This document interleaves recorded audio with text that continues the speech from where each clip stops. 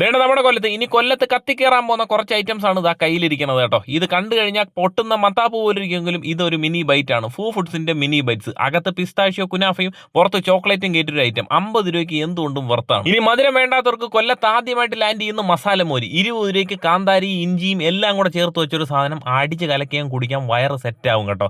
ഇനി ഇവർക്ക് ഏറ്റവും കൂടുതൽ മൂവ് ചെയ്യുന്ന ഒരു ഐറ്റമാണ് ഇവരുടെ കോക്കനട്ട് വാട്ടർ. 30 രൂപയാണ് ഈ ഒരു ഐറ്റത്തിന്റെ വില.